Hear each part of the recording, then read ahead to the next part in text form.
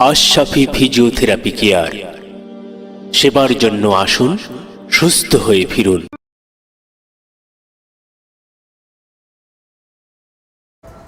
বিসমিল্লাহির রহমানির রহিম। দর্শক, আজকে আমরা থোরাকো লাম্বার ফাসা নিয়ে আমরা আলোচনা করব।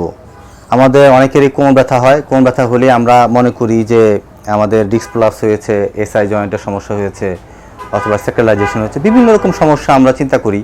কিন্তু অনেক সময় এই থোরাকো লাম্বার ফাসা যদি টাইট থাকে, যদি রিজিড থাকে, যদি স্টিফনেস থাকে, তাহলে কিন্তু অনেক সময় আমাদের এই লো ব্যাক পেন হতে পারে। এবং এই পেনটা আমাদের আসলে অনেক মিস ডায়াগনোসিসের কারণে কিন্তু প্রপারভাবে রোগীর উন্নতি হয় না। তাই আমরা এই বিষয়টা নিয়ে একটু আলোচনা করবো, যাতে করে আমরা ঠিকমতো এর ব্যবস্থাপনা নিতে পারি আর আমরা বিষয়টা জানতে পারি। তো থোরাকো লাম্বার ফাসা হচ্ছে একটা ডিপ ফাসা, খুব টাফ একটা ফাসা। যে ফাসাটা লম্বা ফাসা, এখান থেকে শুরু হয়ে একদম এই পর্যন্ত আসছে, একদম লম্বা একটি ফাসা, যেটা এখান থেকে শুরু হয়ে এই পর্যন্ত আসছে। আর লাম্বার রিজনে এটা একটা ডায়মন্ড শেপ, লাম্বার রিজনে ডায়মন্ড শেপ। এই ফাসার তিনটা লেয়ার রয়েছে, anterior layer, middle layer, posterior layer. Posterior লেয়ারটা অনেক থিক, মোটা, অ্যান্টেরিয়র লেয়ারটা থিন, পাতলা। আর পোস্টেরিয়র লেয়ারটা এত ডায়মন্ড শেপে রয়েছে, আর অ্যান্টেরিয়র লেয়ার আর মিডল লেয়ারটা এই লাম্বার রিজন পর্যন্ত রয়েছে, কিন্তু পোস্টেরিয়র লেয়ার কিন্তু উপরে থোরাসিক থেকে একেবারে সার্ভাইকাল রিজন পর্যন্ত কিন্তু এই লেয়ারটা উঠে আসছে। এবং এই ফাসাটা একটি ইনক্লোজড, বেশ কিছু মাসেল ইনক্লোজ করে রাখে। যেমন ধরা যাক কোয়াড্রোটাস লাম্বোরাম এবং ইরেক্টর স্পাইনি। আমরা জানি ইরেক্টর স্পাইনি মাসের মধ্যে আবার তিনটা মাসেল রয়েছে, ইলিওকোস্টালিস, লঙ্গিসিমাস এবং স্পাইনালিস মাসেল রয়েছে। এই মাসেলগুলি নিয়ে আমরা পরবর্তী ভিডিও নিয়ে আমরা একটু বিস্তারিত আলোচনা করবো ইনশাআল্লাহ। তো এই যে টাফ একটি ব্যান্ড, একটি ফাসা রয়েছে, এই ফাসাটা কিন্তু ডিপ। এবং এই যে লাম্বার ডায়মন্ড শেপ বললাম, এই ডায়মন্ড শেপের এই পাশটাতে আমরা এই ডায়মন্ড শেপের এই পাশটাতে লেটিসমাস ডরসি মাসেল যুক্ত হয়েছে, দুই পাশেই যুক্ত হয়েছে, আর নিচের দিকে গ্লুটিয়াস মাসেলগুলো এর সাথে যুক্ত হয়েছে। তো এই ফাসাটা ডিপ, ফাসাটা কিন্তু ডিপ। এবং এই ফাসাটার সামনের দিকে আবার কি ট্রান্সভার্সিস অ্যাবডোমিনালিস মাসেলের সাথে সামনে যুক্ত হয়েছে। এবং এই ফাসাটা যদি টাইট হয়ে যায়, তো এই ফাসাটার কাজ কি? আমরা এখন একটা ফাসার সম্পর্কে একটা সামগ্রিক ধারণা পেলাম। তো এই ফাসাটা, এই যে ডায়মন্ড শেপের যে অংশ কথা বলতে চাচ্ছি, এই ফাসাটার কাজ কি? এই ফাসাটার কাজ হচ্ছে এটা একটি বায়োলজিক্যাল কর্সেট। দর্শক, এটা যে বায়োলজিক্যাল কর্সেট এই জন্য বলতেছি, দেখা গেল যে যদি আমি সামনের দিকে যদি ফরওয়ার্ড হই, তখন আমার এই কর্সেট, এই যে ফাসাটা আমার কি করতেছে, ও ধরে রাখতেছে আমার এই ভার্টিব্রাগুলোকে। সে কি করতেছে, সে একটি সাপোর্ট দিচ্ছে, যাতে করে অ্যাবনর্মাল মুভমেন্ট না হয় এবং অন্যরকম কোনো সমস্যা না হয়। এবং এই জন্য যে স্টেবিলিটি ধরে রাখে, অর্থাৎ যদি আমি সামনের দিকে নেই, তখন এটা ধরে রাখতেছে। এবং যদি যেদিকে মুভমেন্ট করতেছে, ও কী করতেছে, বায়োলজিক্যালি আমরা কী করতেছে, একটা সাপোর্ট দিচ্ছে, কর্সেটের মতো কাজ করতেছে। এছাড়া আর একটু গুরুত্বপূর্ণ বিষয় হচ্ছে যে এটা একটি অনেকটা স্প্রিংয়ের মতো, যেমন আমাদের ইলাস্টিকের মতো কাজ করে। যেমন ধরা যাক এখানে গ্লুটিয়াস মাসেল যে আছে আমাদের এখানে, এটা তো এই পাশে যুক্ত হয়েছে, এটা কি করে, ক্রসলি কাজ করে। অর্থাৎ এই গ্লুটিয়াস মাসেল এবং এদিকে লেটিসমাস ডরসি মাসেল, এই দুই মাসেলের মধ্যে যখন কি হয়, যখন কাজ করতে থাকে, তখন কি করে, এটা একটা স্প্রিংয়ের মতো কাজ করে। এবং দেখা গেল যে এটা কি করে, যখন আমরা দৌড়াই বা করি, বিভিন্ন রানিং করি বা বিভিন্ন রকম এক থেকে ব্যান্ড হই, তখন এই গ্লুটিয়াস মাসেল কি করে, স্প্রিংয়ের মতো দুইটা কাজ করে। এই মাঝখানের এই ব্যান্ড ফাসাটা কি করে, আমাদের ইলাস্টিকের মতো আমাদের দুই মাসেলকে সাপোর্ট করে রাখে। এবং অনেক সময় কি হয়, যে দেখা গেল যে এই একটা অ্যাকশন বাড়ায়, বা মানে এর অ্যাকশনটাকে আরও ত্বরান্বিত করে। দেখা গেল যে লেটিসমাস ডরসি মাসেলটা একটা অ্যাকশনে যাচ্ছে, একটা মোশনে যাচ্ছে, তখন গ্লুটিয়াস মাসেল এবং এই ফাসাটা যদি ঠিকমতো প্রভাবে কাজ করে, তখন তার এই অ্যাকশনটাকে কী করে, ত্বরান্বিত করতে সহযোগিতা করে। এবং এটা যখন এদিকে যেন অ্যাকশনে যায়, তখন ক্রসলি অপোজিট মাসেলকে কী করতে হয়, কম্পেনসেট করে, যাতে করে তার ব্যালেন্সে তার কী করে, কম্পেনসেট করে এবং তার সাপোর্ট করে থাকে।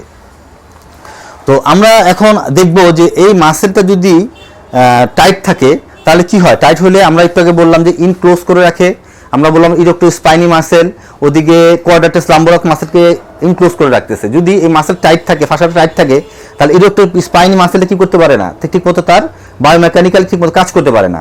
এই জন্য এই ফাসাটা যদি আমরা রিলিজ করে দিতে পারি, তাহলে কি করবে, তাহলে এই ভিতরে যে আমরা যে ইরেক্টর স্পাইনি মাসেলটা আছে, সে কি প্রভাবে কাজ করতে পারবে এবং লো ব্যাক পেইন কমে যাবে এবং রোগী কি আরাম বোধ করবে। তাহলে আমরা এই টাইট এই যদি ফাঁসাটাকে আমরা রিলিজ কীভাবে করবো সেটা আমরা এখন দেখবো। অনেক পদ্ধতি আছে, আমি দুইটা টেকনিক দেখাবো এখন। তো এখন আমরা এই ফাঁসাটা আমরা একটু আগে বললাম ডায়মন্ড শেপ, অর্থাৎ এরকম শেপ রয়েছে এটা, হ্যাঁ এই ডায়মন্ড শেপ রয়েছে, দর্শক লক্ষ্য করেন ডায়মন্ড শেপ রয়েছে। এখন এটাকে আমরা এই ফাঁসাটাকে রিলিজ করার চেষ্টা করব। আর এই সময় পেশেন্টকে আমরা কি করব, পাটা বেডে বাইরে রাখবো, দুই হাত দুই পাশে সরায় রাখবো যাতে করে শিকড় মাসেল পুরো রিল্যাক্স থাকে। এখন আমরা কি করব, এখন এই ফাঁসাটাকে আমরা কি রিলিজ করার জন্য কি করব, প্রথমত লংগিটিউডালি আমরা মুভমেন্ট করব।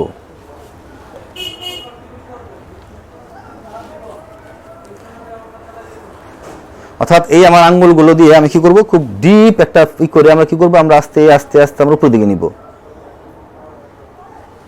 আবার আস্তে আস্তে নিচের দিকে নিব। আমরা চাপটা কিন্তু একদম আস্তে হবে না, আবার একদম খুব জোরে হবে না, এই মাঝখানে রেখে আমরা কাজটা করব। এবং ওই যে বললাম যে ইরেক্টোস্পাইনাল মাসেলটা আমরা কি অনুভব করবো, এবং সেই মাসেলগুলো আমরা আস্তে আস্তে ছেড়ে দিলে ফাঁসাটা আস্তে রিলিজ হয়ে যাবে।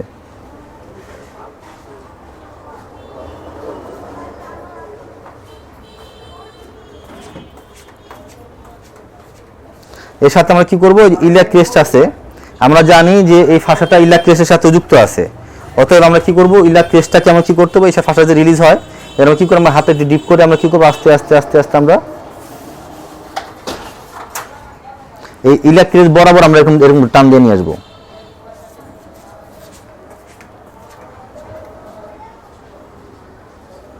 অর্থাৎ আমরা এখানে মডেলে দেখি, তাহলে আমরা একটু ক্লিয়ার বুঝতে পারবো যে এটা যদি আমরা কি করি, এখানে যদি রাখি, তাহলে আমরা যদি এভাবে দেই তাহলে ফাঁসাটা আস্তে আস্তে রিলিজ হয়ে যাবে।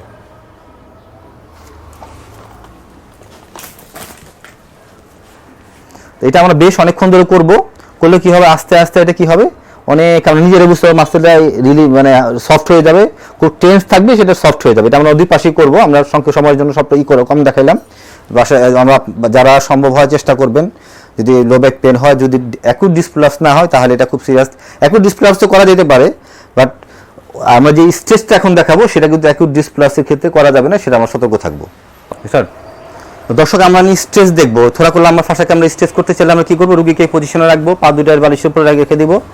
এরপর কি করবো, আমরা আস্তে করে হাত দিয়ে আমরা হালকা করে এরকম কি করবো, আমরা একটা হালকা প্রেশার দিব, ডাউন একটা ফরওয়ার্ড এবং একটু নিচের দিকে সামনের দিকে আর একটু অ্যাঙ্গেল করে আমরা চাপ দিলে আস্তে আস্তে আস্তে আস্তে কি হবে, এই ফাঁসাটা রিলিজ হয়ে যাবে, ফাঁসাটা স্ট্রেচ হবে।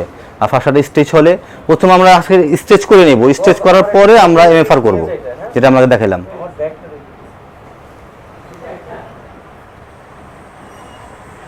6 সেকেন্ড ধরে রাখবো, পরে আবার ছেড়ে দিব। দুই পাশে করবো, আমরা দুই পাশে করবো, সামনের দিকে ফরওয়ার্ডও। ওর কিন্তু অনেক টাইট আছে, যার ফলে কিন্তু আমরা খুব ভালোভাবে করতে পারতেছি না। হ্যাঁ, যাটা ইজি আছে তার জন্য ইজি হইতো, কিন্তু যেহেতু টাইট এর জন্য আমাদের একটু কষ্ট হচ্ছে, ওরও একটু এই পজিশন ধরে রাখতে কষ্ট হচ্ছে। এই পাশেও করবো আমরা, ওই পাশেও করবো। তো আজকে এই পর্যন্ত, সকলকে ধন্যবাদ। আসসালামু আলাইকুম ওয়া রাহমাতুল্লাহ।